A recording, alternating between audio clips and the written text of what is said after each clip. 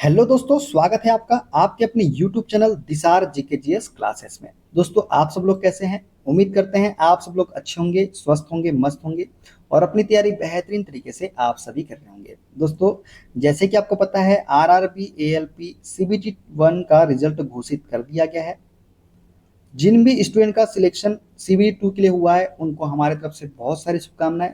CBT 2 की तैयारी आप बेहतरीन तरीके से कीजिए और अपनी मेहनत पे फोकस कीजिए। मेहनत आप करेंगे तो आपको रिजल्ट जरूर मिलेगा।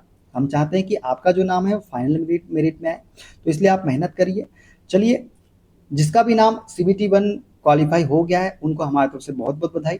चलिए दोस्तों, अब हम स्टार्ट करते हैं आज का अपना सेशन। दोस्तों, इसके पहले हमने प्रैक्टिस सेट नंबर 29 तक आपको करवा दिया था। आज हम करने वाले हैं प्रैक्टिस सेट नंबर 30 के क्वेश्चन विद एक्स्ट्रा फैक्ट के साथ में। वीडियो अच्छा लगे दोस्तों, वीडियो को लाइक कर दीजिएगा, शेयर कर दीजिएगा, कमेंट कर दीजिएगा। चैनल पर नए हैं, चैनल को सब्सक्राइब करके बेल आइकन को प्रेस कर लीजिएगा। और दोस्तों, हमसे जुड़ने के लिए, क्लास के अपडेट के लिए आप हमारा टेलीग्राम चैनल ज्वाइन कर सकते हैं। टेलीग्राम चैनल का लिंक मैंने डिस्क्रिप्शन बॉक्स में आपको दे दिया है। चलिए दोस्तों, देर ना करते हुए स्टार्ट करते हैं आज का अपना सेशन और देखते हैं प्रैक्टिस सेट नंबर 30 के सारे क्वेश्चन विद एक्स्ट्रा फैक्ट के साथ में। पहला क्वेश्चन दोस्तों, चाल, दूरी और समय का सही संबंध डैश है। दोस्तों, हम जानते हैं चाल बराबर क्या होता है। चाल बराबर होता है दूरी बटे समय के। क्या होता है? दूरी बटे समय के होता है। क्या होता है?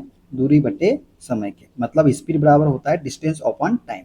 तो ऑप्शन नंबर बी वाला इसका करेक्ट आंसर हो जाएगा। स्पीड बराबर क्या हो जाएगा? Distance upon time. ठीक है दोस्तों, चाल स्पीड जो होती है ये किसी वस्तु द्वारा प्रति सेकंड में चली गई दूरी को हम क्या बोलते हैं? चाल बोलते हैं। चाल बराबर क्या होता है? तो दूरी बटे समय होता है। और यह एक कैसी राशि है? तो यह एक अदिश राशि है और इसका एसआई मात्रक जो होता है वो मीटर प्रति सेकंड होता है। क्या होता है? मीटर प्रति सेकंड। ठीक है, देखते हैं अगला क्वेश्चन। तात्कालिक वेग और औसत वेग तब बराबर होते हैं जब वस्तु, दोस्तों तात्कालिक वेग और औसत वेग तब बराबर होते हैं जब वस्तु में शून्य त्वरण होता है। क्या होता है? वस्तु में शून्य त्वरण होता है। जब शून्य त्वरण होता है तो तात्कालिक वेग और औसत वेग क्या होते हैं? बराबर होते हैं। दोस्तों, तात्कालिक वेग और औसत वेग तब बराबर होते हैं जब वस्तु में शून्य त्वरण हो। किसी वस्तु के वेग में परिवर्तन की दर को हम त्वरण कहते हैं। इसका मात्रक जो होता है मीटर प्रति सेकंड स्क्वायर होता है और यह एक कैसी राशि है? तो यह एक सदिश राशि है। कौन? त्वरण। ठीक है, देखते हैं अगला क्वेश्चन। एमएस डॉस एक ऑपरेटिंग सिस्टम है जिसमें डैश होता है। दोस्तों, एमएस डॉस जो है ये एक ऑपरेटिंग सिस्टम है, आपको याद रखना है, जिसमें क्या होता है? कमांड लाइन इंटरफेस होता है। क्या होता है? कमांड लाइन इंटरफेस होता है। तो ऑप्शन डी इसका करेक्ट आंसर हो जाएगा। दोस्तों, एमएस डॉस एक ऑपरेटिंग सिस्टम है जिसमें कमांड लाइन इंटरफेस होता है। ठीक है ना, देखते हैं अगला क्वेश्चन। डैश एक हार्डवेयर उपकरण या डिवाइस है जो आमतौर पर कंप्यूटर के मदरबोर्ड पर स्थित होता है और सीपीयू की आंतरिक स्मृति के रूप में कार्य करता है। तो दोस्तों, ये है हमारा रैम। रैम जो है एक हार्डवेयर उपकरण या डिवाइस है जो आमतौर पर कंप्यूटर के मदरबोर्ड पर स्थित होता है और सीपीयू की आंतरिक स्मृति के रूप में कार्य करता है। दोस्तों, रैम एक हार्डवेयर उपकरण है जो आमतौर पर कंप्यूटर के मदरबोर्ड पर स्थित होता है और सीपीयू की आंतरिक स्मृति के रूप में कार्य करता है। ठीक है ना, देखते हैं अगला क्वेश्चन। निम्न में से कौन सा विकल्प द्वितीयक भंडारण उपकरण नहीं है? तो इसमें से कौन सा विकल्प है जो द्वितीयक भंडारण उपकरण नहीं है? तो रैम जो है दोस्तों, रैम जो है ये द्वितीयक भंडारण उपकरण नहीं है। बात करें मैग्नेटिक टेप की, यूएसबी ड्राइव्स की या फ्लॉपी डिस्क की, तो ये सभी द्वितीयक भंडारण उपकरण है। दोस्तों, रैम की बात करें तो इसका फुल फॉर्म याद रखना है, क्या है? Random access memory. यह एक त्वरित मेमोरी होती है जहां पर सूचनाओं को तेजी से प्रयोग में लाने हेतु क्रियाएं संपन्न होती है। इसे प्राथमिक मेमोरी के नाम से भी जाना जाता है। तो ये रैम क्या है? हमारी रैम जो है प्राथमिक मेमोरी है। ठीक है, देखते हैं अगला क्वेश्चन। डैश यांत्रिक ऊर्जा को विद्युत ऊर्जा में परिवर्तित करने वाला उपकरण है। तो दोस्तों, विद्युत डायनेमो जो है, विद्युत डायनेमो जो होता है ये यांत्रिक ऊर्जा को विद्युत ऊर्जा में परिवर्तित करता है। दोस्तों, विद्युत डायनेमो यांत्रिक ऊर्जा को विद्युत ऊर्जा में परिवर्तित करने वाला उपकरण है। शुष्क सेल रासायनिक ऊर्जा को विद्युत ऊर्जा में तथा विद्युत मोटर जो है विद्युत ऊर्जा को यांत्रिक ऊर्जा में परिवर्तित करती है। यदि सेल की बात करें तो सेल रासायनिक ऊर्जा को विद्युत ऊर्जा में परिवर्तित करता है। विद्युत मोटर आपसे पूछे तो विद्युत मोटर जो होती है ये विद्युत ऊर्जा को यांत्रिक ऊर्जा में परिवर्तित करती है। ठीक है ना, देखते हैं अगला क्वेश्चन। इलेक्ट्रिक हीटर के निर्माण के लिए नाइक्रोम का उपयोग क्यों किया जाता है? दोस्तों, इलेक्ट्रिक हीटर के निर्माण के लिए नाइक्रोम का उपयोग इसलिए करते हैं क्योंकि इसकी जो प्रतिरोधकता होती है वो उच्च होती है और गलनांक भी क्या होता है? उच्च होता है। तो ऑप्शन नंबर डी इसका करेक्ट आंसर हो जाएगा। दोस्तों, इलेक्ट्रिक हीटर के निर्माण के लिए नाइक्रोम धातु का उपयोग इसलिए किया जाता है क्योंकि इसकी प्रतिरोधकता उच्च होती है और गलनांक भी क्या होता है? उच्च होता है। ठीक है, देखते हैं अगला क्वेश्चन। टेलीकॉम क्षेत्र में आईएसपी का पूर्ण रूप क्या है? दोस्तों, आईएसपी का पूर्ण रूप जो होता है वो होता है हमारा इंटरनेट सर्विस प्रोवाइडर। क्या होता है? इंटरनेट सर्विस प्रोवाइडर जो है ये आईएसपी का पूर्ण रूप है। दोस्तों, टेलीकॉम क्षेत्र में आईएसपी का पूर्ण रूप इंटरनेट सर्विस प्रोवाइडर है। यह कंपनी है जो लोगों को इंटरनेट कनेक्शन प्रदान करती है। भारत में पहली सार्वजनिक रूप से उपलब्ध इंटरनेट सेवा 15 अगस्त 1995 से विदेश संचार निगम लिमिटेड VSNL द्वारा शुरू की गई थी। यदि आपसे पूछ ले कि भारत में पहली सार्वजनिक रूप से इंटरनेट सेवा कब शुरू की गई थी, तो ये शुरू की गई थी 15 अगस्त 1995 को। और किसके द्वारा शुरू की गई थी? विदेश संचार निगम लिमिटेड VSNL के द्वारा। ठीक है, देखते हैं अगला क्वेश्चन। यदि एक बांध में जल की गहराई h है तथा a जल का अनुप्रस्थ क्षेत्रफल तथा t बांध की मोटाई है, तब बांध की दीवार पर लगने वाला दाब किस प्रकार निर्भर होगा? दोस्तों, दाब जो होगा वो किस पर निर्भर करेगा? तो A H T इनमें से कोई नहीं, किसी पर भी निर्भर नहीं करेगा। दोस्तों, जल द्वारा बांध की दीवार पर लगाया गया क्षैतिज दाब जो होता है ये होता है P बराबर WH²/2 के। जहाँ पे जो दाब होता है ये गहराई के क्या होता है? गहराई h के जो होता है ये अनुक्रमानुपाती होता है, मतलब गहराई के वर्ग के अनुक्रमानुपाती होता है। तो दोस्तों, जो जल द्वारा बांध की दीवार पर लगाया गया क्षैतिज दाब जो होगा ये भरे जल की ऊंचाई पर निर्भर करता है। ऊंचाई पर निर्भर करता है, ना कि गहराई पर। तो ये आपको याद रखना है। ठीक है, तो देखते हैं दोस्तों इसका राइट आंसर क्या हो जाएगा। ऑप्शन नंबर डी हो जाएगा, इनमें से कोई नहीं। ये ए पे भी निर्भर नहीं करेगा, एच पे भी नहीं करेगा, टी पे भी नहीं करेगा। ये निर्भर करता है किस पर? ऊंचाई पर। ठीक है ना, गहराई अनुप्रस्थ क्षेत्रफल और बांध की मोटाई इस पर ये निर्भर नहीं करता है। ठीक है ना, देखते हैं अगला क्वेश्चन। फोम एक्सटिंग्विशर का प्रयोग डैश की आग बुझाने के लिए करते हैं। दोस्तों, फोम अग्निशामक का उपयोग हम किस लिए करते हैं? तो फोम का उपयोग हम करते हैं क्लास बी की आग को बुझाने के लिए। किसकी? Class B. दोस्तों, फोम एक्सटिंग्विशर, इस प्रकार के एक्सटिंग्विशर का प्रयोग ऑयल फायर को बुझाने के लिए किया जाता है। ये आग वर्ग बी में आती है। इसमें बाहरी कंटेनर में सोडियम बाइकार्बोनेट का घोल होता है और अंदरूनी कंटेनर में एल्यूमिनियम सल्फेट का घोल होता है। इसके बॉडी पर लगभग 100 mm साइज का भूरे रंग का हाथ बना होता है। ठीक है ना, देखते हैं अगला क्वेश्चन। हम अजैव निम्नकर्णी उत्पादों के उपयोग को कैसे कम कर सकते हैं? तो दोस्तों, हम अजैव निम्नकर्णी उत्पादों के उपयोग को कैसे कम कर सकते हैं? हम पर्यावरण के अनुकूल पैकेजिंग का उपयोग करके जो है अजैव निम्नकर्णी उत्पादों के उपयोग को हम कम कर सकते हैं। कैसे करके? पर्यावरण के अनुकूल पैकेजिंग का उपयोग करके। ठीक है ना, देखते हैं अगला क्वेश्चन। न्यूटन के गति के नियमों का प्रकाशन वर्ष क्या था? तो न्यूटन के गति के नियम का प्रकाशन वर्ष जो था वो था हमारा 1687। कौन सा था? 1687 में न्यूटन के गति के नियम क्या हुए थे? प्रकाशित हुए थे। ठीक है, देखते हैं अगला क्वेश्चन। गति का प्रसिद्ध नियम डैश ने दिया था? तो दोस्तों, गति का प्रसिद्ध नियम जो है ये न्यूटन ने दिया था। किसने दिया था? न्यूटन ने। दोस्तों, न्यूटन ने गति विषयक 3 नियम प्रतिपादित किए थे जो इस प्रकार है। पहला जड़त्व का नियम, दूसरा बल द्रव्यमान एवं त्वरण संबंधी नियम और तीसरा था क्रिया प्रतिक्रिया के नियम। ठीक है, देखते हैं अगला क्वेश्चन।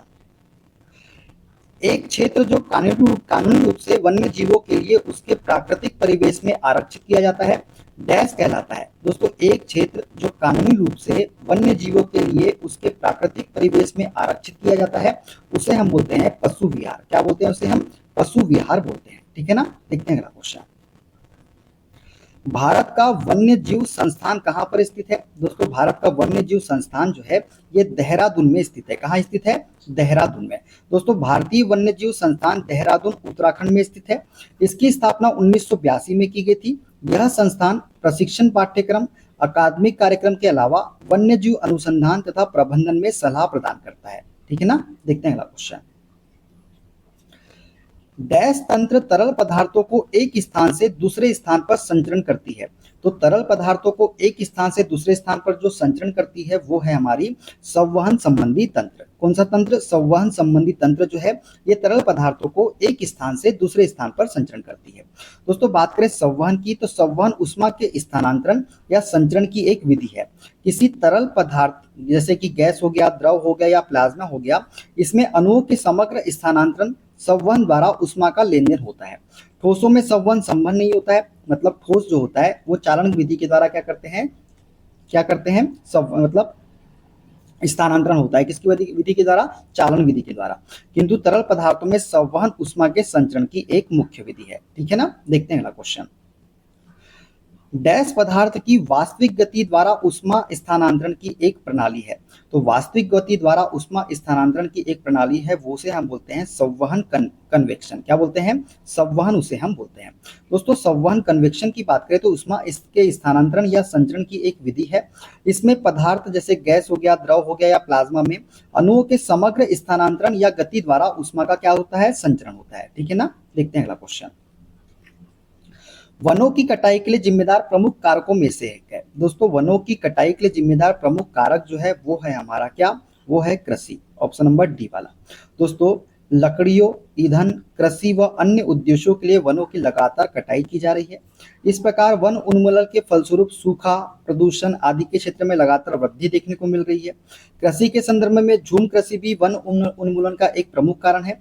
झूम कृषि के तहत पहले वृक्षों तथा वनस्पतियों को काटकर उन्हें क्या किया जाता है? जला दिया जाता है। ठीक है ना, तो कृषि जो है वनों की कटाई के लिए प्रमुख कारक है। ठीक है ना, देखते हैं अगला क्वेश्चन। एक लीवर का यांत्रिक लाभ 0.5 है। यदि प्रयास 100 न्यूटन है तो भार ज्ञात कीजिए। दोस्तों हम जानते हैं मैकेनिकल एडवांटेज बराबर क्या होता है? ये होता है लोड बटे एफर्ट के, या फिर क्या होता है? Effort arm divided by load arm के। अभी यहाँ पे हमको एफर्ट आर्म लोड आर्म दिया है क्या? नहीं, हमको तो लोड दिया गया है और एफर्ट की बात किया है। तो यहाँ पे जो है मैकेनिकल एडवांटेज कितना है? 0.5 है। 0.5 है। लोड हमको क्या करना है? ज्ञात करना है। और एफर्ट कितना है हमारा? एफर्ट हमारा 100 न्यूटन। तो पॉइंट हटेगा दोस्तों, नीचे क्या आ जाएगा? 10 आ जाएगा। एक जीरो से एक जीरो काट देते हैं। 10 का मल्टीप्लाई 5 में करेंगे तो कितना आ जाएगा? 50 न्यूटन निकल के आ जाएगा हमारा कितना? लोड जो होगा वो कितना होगा? 50 न्यूटन। ठीक है, देखते हैं अगला क्वेश्चन। एक लीवर में भार भुजा 25 सेंटीमीटर और यांत्रिक लाभ 3 है, तो प्रयास भुजा ज्ञात कीजिए। तो वही अभी हमने बताया मैकेनिकल एडवांटेज बराबर क्या होता है? Effort arm divided by load arm के। क्या होता है? Effort arm divided by load arm के। मैकेनिकल एडवांटेज कितना है? 3 है, तो 3 बराबर लोड आर्म कितना दिया है हमको? लोड आर्म 25 है और हमको एफर्ट आर्म, सॉरी दोस्तों, लोड आर्म एफर्ट आर्म हमको निकालना है। एफर्ट आर्म और लोड आर्म कितनी दी हमको? 25 दी गई है। 25 का मल्टीप्लाई 3 में करेंगे तो कितना हो जाएगा? 75 सेंटीमीटर। तो ऑप्शन नंबर सी वाला इसका करेक्ट आंसर हो जाएगा। क्लियर, आगे बढ़ते हैं। पतली रेखाएं कौन सी रेखाएं हैं? दोस्तों जो पतली रेखाएं होती है ये लीडर रेखा भी होती है, विस्तार रेखा भी होती है, आयाम रेखा भी होती है। तो उपरोक्त तो सभी जो है पतली रेखाएं हैं। दोस्तों पतली रेखाएं जो है वस्तु चित्र की रचना रेखाएं, प्रक्षेप तथा कटे स्थान को प्रदर्शित करने के लिए इन रेखाओं का प्रयोग किया जाता है। इन्हें एच पेंसिल द्वारा 0.4 mm मोटी सतत रेखा के रूप में बनाते हैं। लीडर रेखाएं, विस्तार रेखाएं, आयाम रेखाएं पतली रेखाएं होती है। ठीक है ना, देखते हैं अगला क्वेश्चन। सममिति दृश्य में तीनों सममिति अक्षों के मध्य कितना कोण होता है? तो दोस्तों सममिति दृश्य में तीनों सममिति अक्षों के मध्य जो कोण होता है वो होता है 120 डिग्री। कितना डिग्री होता है? 120 डिग्री होता है। दोस्तों सममिति दृश्य में तीनों सममिति अक्षों के मध्य का कोण 120 डिग्री होता है। इसमें दो सममित विमाएं 36 से 30 डिग्री के कोण पर झुका होता है। झुका कितने की डिग्री के कोण पर होता है? तो 30 डिग्री के कोण पर झुका होता है। ठीक है ना, देखते हैं अगला क्वेश्चन। प्रत्येक 4 ओम के दो प्रतिरोध 5 वोल्ट बैटरी स्रोत के साथ समांतर क्रम में संयोजित है। परिपथ में प्रभावित कुल धारा का मान हमको बताना है। कुल धारा हमको बताना है दोस्तों। और 4 ओम के दो प्रतिरोध जो कैसे जुड़े हुए हैं? समांतर क्रम में जुड़े हुए हैं। तो समांतर क्रम में हम जानते हैं तुल्य प्रतिरोध निकालने के लिए क्या करते हैं हम? 1/r बराबर क्या होता है? 1/r1 plus 1/r2। ये तो एक तरीका हो गया। या फिर तुल्य प्रतिरोध निकालने के लिए क्या करते हैं? RT बराबर R1 into R2 divided by R1 plus R2। ये दो तरीका हो गया निकालने का, तो हम इससे निकाल लेते हैं। 4 ओम के दो प्रतिरोध है, तो 4 ohm into 4 ohm divided by 4 + 4 कितना हो जाएगा, 8 हो जाएगा। तो 4 से काट देंगे दो बार में, 2 से काट देंगे 2 बार में, तो समतुल्य प्रतिरोध RT निकल के कितना आ गया हमारा, ये आ गया हमारा 2 ओम। कितना आ गया, 2 ओम। अब हमको क्या निकालना है, धारा निकालना है। और धारा I बराबर क्या होता है दोस्तों, धारा I बराबर होता है V/R के। क्या होता है, V/R के। V का मान कितना है वोल्टेज का, ये दिया है 5, और R का मान हमने कितना निकाले, 2 निकाले। तो 2 से काट देंगे कितने बार में, 2.5 बार में। तो हमारा जो धारा का मान कितना निकल के आएगा, 2.5 एम्पियर निकल के आएगा। ऑप्शन सी इसका करेक्ट आंसर होगा, ना कि बी वाला। इसमें गलत दिया है दोस्तों, आप सही कर लीजिएगा। ठीक है, क्लियर, आगे बढ़ते हैं। 200 वाट का एक बल्ब 220 वोल्ट के स्रोत से जुड़ा हुआ है। बल्ब में प्रवाहित होने वाली धारा डैश होगी।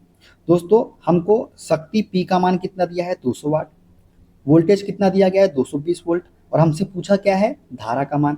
तो हम जानते हैं शक्ति P बराबर क्या होता है, जब वोल्टेज दिया होता है तो V इंटू आई, यही तो होता है। शक्ति का मान कितना है दोस्तों, 200 दिया गया है। वोल्टेज कितना दिया है, 220 दिया गया है। और हमसे क्या पूछा है, धारा का मान पूछा है।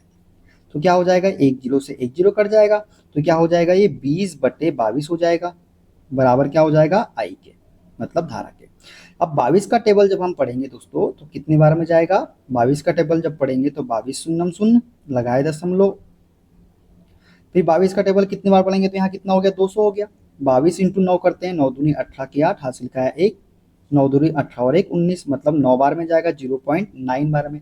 तो 0.9 वाला ऑप्शन कौन सा दिख रहा है, ऑप्शन नंबर ए वाला ही दिख रहा है। तो यही हमारा क्या हो जाएगा, करेक्ट आंसर हो जाएगा। क्लियर, आगे बढ़ते हैं।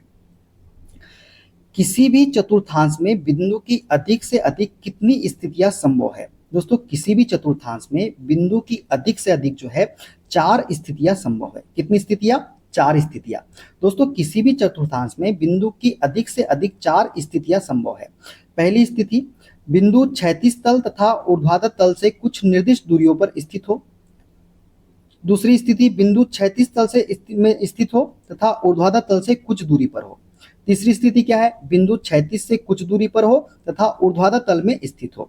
और चौथी स्थिति क्या है, बिंदु क्षैतिज तल तथा ऊर्ध्वाधर तल दोनों में ही क्या हो, स्थित हो। ये 4 स्थितियां जो है किसी भी चतुर्थांश में हो सकती है। ठीक है, संभव हो सकती है। ठीक है ना, देखते हैं अगला क्वेश्चन।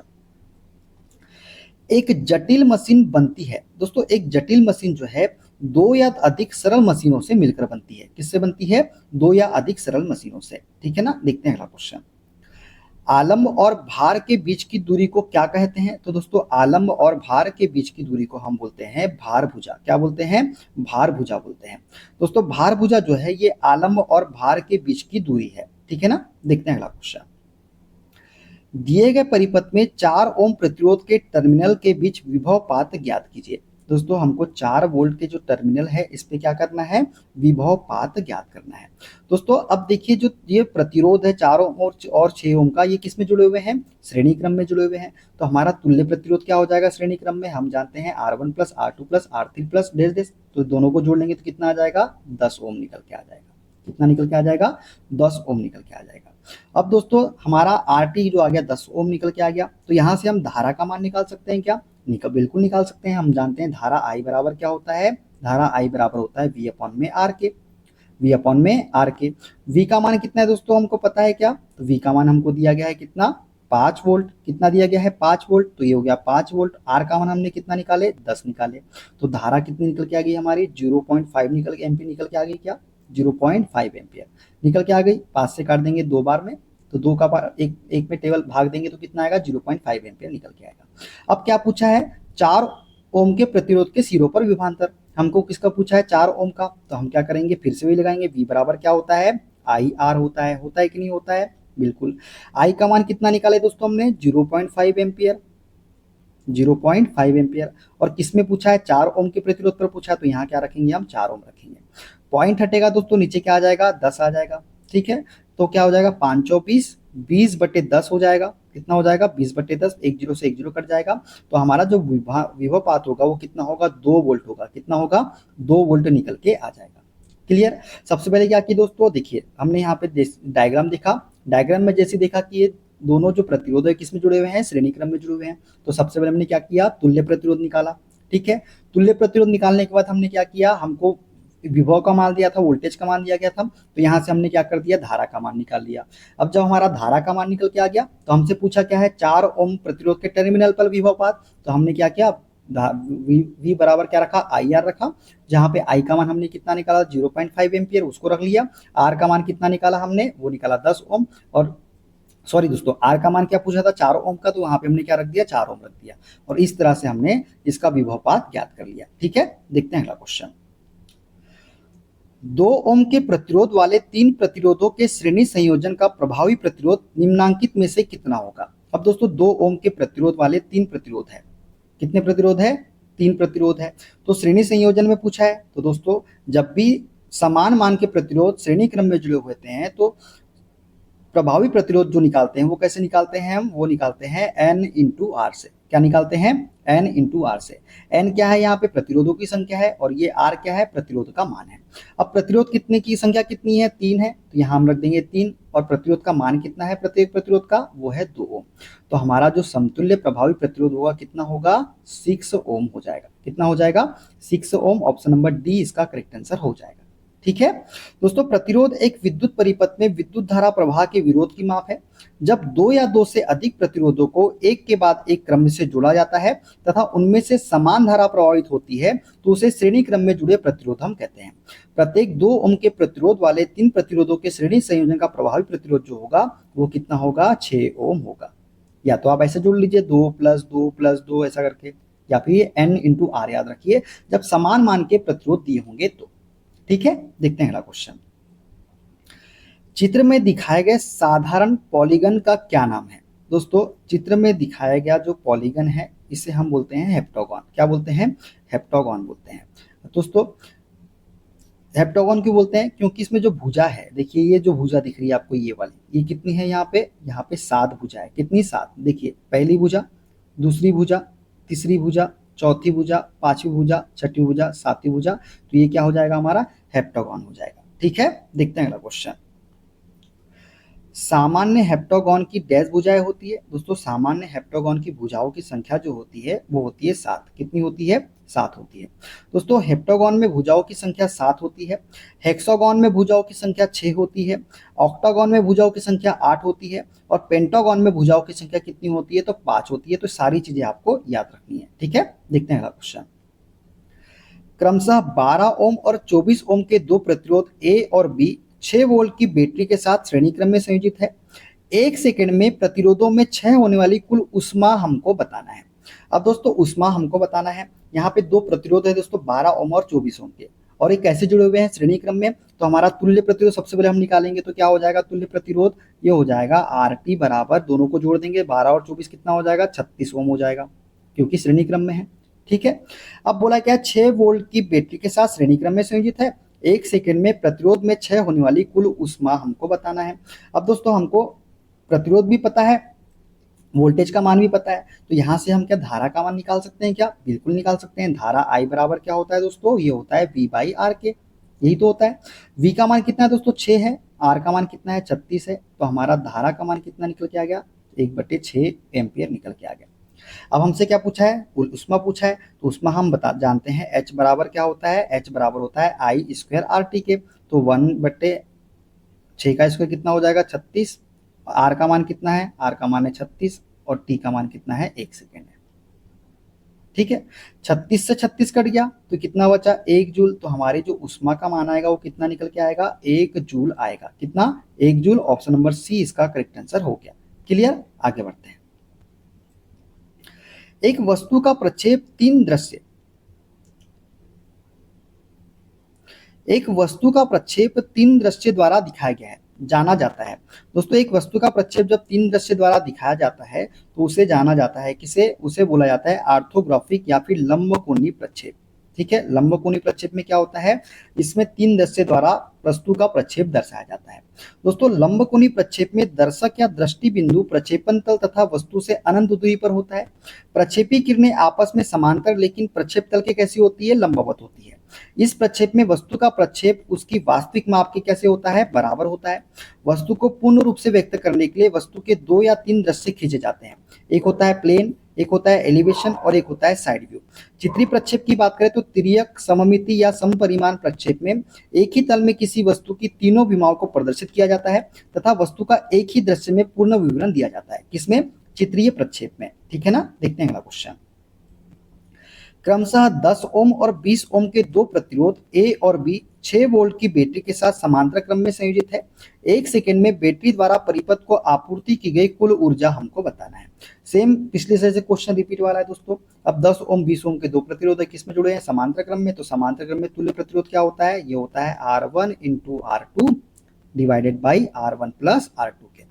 R1 का मान कितना है दोस्तों? 10 है। R2 का मान कितना है? 20 है। और दोनों का योग कितना हो जाएगा? 30 हो जाएगा। तो एक जीरो से एक जीरो कट गया, तो 20 बट्टे क्या आ जाएगा? यहाँ पे 20 बट्टे 3 आ जाएगा। तो तुल्य प्रतिरोध कितना निकल के आ गया? 20 बट्टे 3 निकल के आ गया। अब क्या बोला है? ऊर्जा की बात करा है। ऊर्जा हम जानते हैं, ऊर्जा बराबर क्या होता है? आई स्क्वायर आर टी का फॉर्मूला लगाएंगे। हमको आई तो पता नहीं है, तो आई का मान निकाल सकते हैं क्या? बिल्कुल। आई बराबर क्या होता है? आई बराबर होता है वी अपन आर। वी का मान कितना है? 6। और आर का मान कितना निकाले हमने? 20 बटे 3। तो 20 ऊपर नीचे रख लेता हूँ, ऊपर 3 हम भेज देते हैं। ठीक है, तो ये कितना हो जाएगा? 18 बटे 20 हो जाएगा। कितना हो जाएगा? 18 बटे 20 हो जाएगा। तो काट देते हैं, 2 9 18, 2 10 20। कोई दिक्कत? तो आई का मान कितना निकल गया? 9 बटे 10 एम्पियर निकल के आ गया। अब एच बराबर क्या होता है? आई स्क्वायर आर टी। एच बराबर आई स्क्वायर आर टी के होता है कि नहीं होता है? तो आई का मान कितना है? 9 बटे 10। तो 9 का स्क्वायर 81 बटे 10 का स्क्वायर 100। आर का मान कितना है? आर का मान है 20 बटे 3। और टी का मान कितना है? टी का मान है 1। क्लियर? तो 20 से काट देते हैं, 20 पंचे 100। 3 से काट देते हैं, 3 दूनी 6, 3 7 21। तो ये कितना आ गया? 27 बट्टे 5 आ गया। कितना आ गया? 27 बट्टे 5। तो काट देते हैं, 55 25 लगाए दशमलव, बचा कितना? 5 24। तो 5.4 जूल जो है ऑप्शन नंबर डी इसका करेक्ट आंसर हमारा हो जाएगा। क्लियर? आगे बढ़ते हैं। किसी वस्तु की आउटलाइन हेतु प्रयुक्त रेखाएं कहलाती है। दोस्तों, किसी वस्तु की आउटलाइन हेतु प्रयुक्त रेखाएं जो है ये वस्तु रेखाएं कहलाती है। क्या कहलाती है? वस्तु रेखाएं। किसी वस्तु की रेखा आउटलाइन हेतु प्रयुक्त रेखाएं वस्तु रेखा कहलाती है। इन रेखाओं को प्रमुख रेखाएं भी हम कहते हैं। ये रेखाएं मोटी मतलब 1 mm तथा सतत होती है। ये रेखाएं दृश्य रेखाएं होती है। कैसी रेखाएं होती है? ये दृश्य रेखाएं होती है। ठीक है ना, देखते हैं अगला क्वेश्चन। निम्न में से कौन सी उपयुक्त लंबाई की सीधी रेखा है? तो दोस्तों, उपयुक्त लंबाई की सीधी रेखा है ऑप्शन नंबर डी वाली। ये जो है उपयुक्त लंबाई की सीधी रेखा है। दोस्तों, विकल्प डी में दी गई रेखा y x की लंबाई सीमित है, अन्य की लंबाई सीमित नहीं है, अतः y x रेखा उपयुक्त रेखा है। ठीक है ना, देखते हैं अगला क्वेश्चन। एसपी 46 2003 के अनुसार एक काउंटर संक बोल्ट का प्रतीकात्मक संकेत दिया जाता है। दोस्तों, काउंटर संक बोल्ट का जो प्रतीकात्मक संकेत है वो है ऑप्शन नंबर ए वाला। ये जो है काउंटर संक बोल्ट का प्रतीकात्मक संकेत है। ठीक है, देखते हैं अगला क्वेश्चन। टैकोमीटर डैश का मापन करता है। दोस्तों, जो टैकोमीटर है ये जो है गति पालक चक्र फ्लाई व्हील की घूर्णात्मक चाल का क्या करता है? मापन करता है। तो ऑप्शन नंबर डी इसका करेक्ट आंसर हो जाएगा। दोस्तों, टैकोमीटर के द्वारा मशीन या मोटर के गति पालक मतलब घूमने वाले चक्र की घूर्णात्मक चाल ज्ञात करते हैं। इस मीटर के प्रयोग से गति पालक चक्र की प्रति मिनट घूमने की गति आरपीएम को मापा जाता है। ठीक है ना, देखते हैं अगला क्वेश्चन। एसपी 46 2003 के अनुसार एक चीज हेड बोल्ट का प्रतीकात्मक संकेत दिया जाता है। दोस्तों, एक चीज हेड बोल्ट का प्रतीकात्मक संकेत जो है वो है ऑप्शन नंबर ए वाला। ये जो है ये चीज हेड बोल्ट का प्रतीकात्मक क्या है? संकेत है। दोस्तों, चीज हेड बोल्ट का प्रतीकात्मक संकेत ये जो हमने बताया ये वाला है। हेक्सागोनल बोल्ट एवं चीज हेड बोल्ट को एक ही प्रतीकात्मक संकेत द्वारा दिखाया जाता है। जो हेक्सागोनल बोल्ट है उसका भी प्रतीकात्मक चिन्ह क्या है? यही है। और चीज हेड बेल्ट का प्रतीकात्मक संकेत भी क्या है? यही है। ठीक है, देखते हैं अगला क्वेश्चन।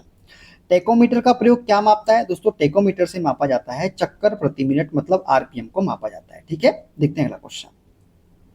समान डेटा प्रकार के संलग्न डेटा के एक सेट को क्या कहा जाता है? तो समान डेटा प्रकार के संलग्न डेटा के एक सेट को हम बोलते हैं एरे। क्या बोलते हैं? एरे बोलते हैं।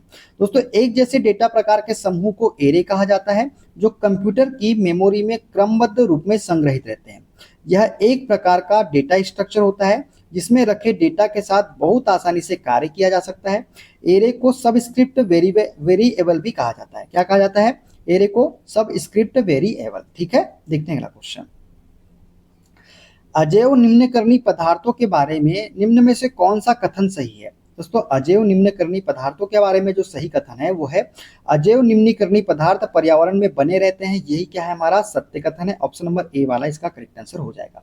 दोस्तों वे अपशिष्ट पदार्थ जिनका जैविक कारकों के द्वारा अपघटन नहीं होता अजैव निम्नकर्णी कहलाते हैं।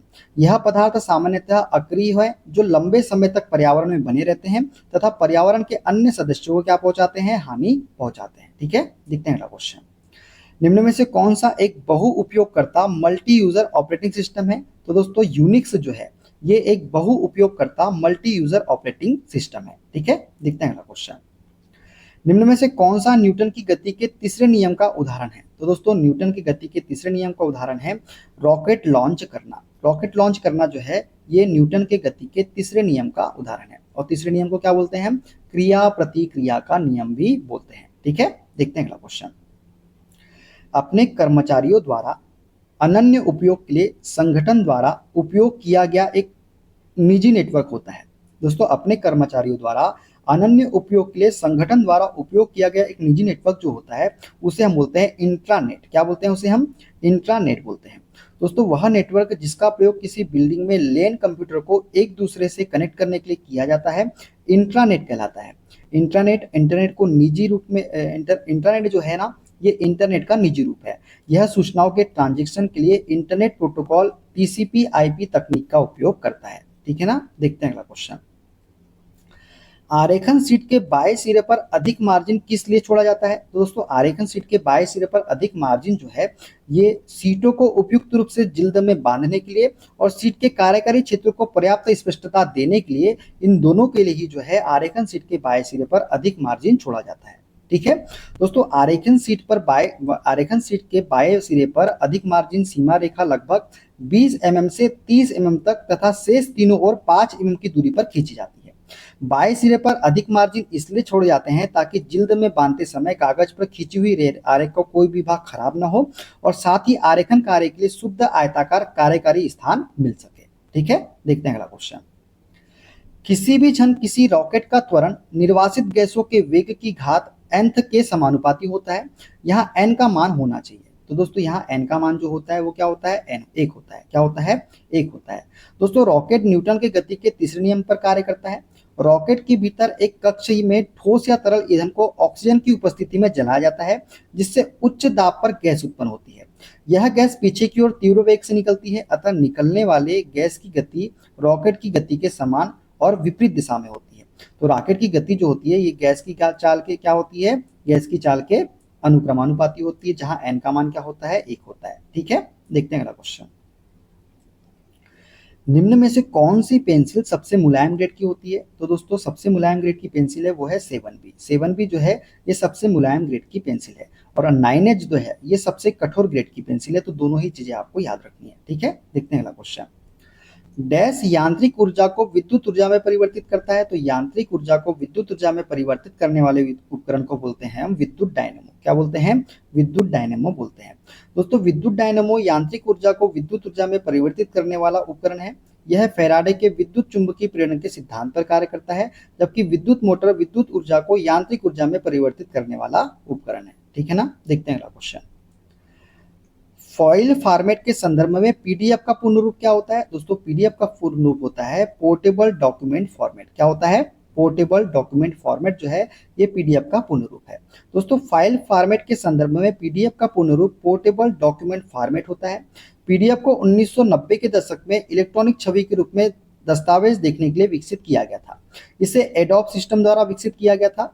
पीडीएफ तकनीकी का विकास करने वाले चार्ल्स चक गैस्की का निधन 18 अप्रैल 2021 को हो गया था।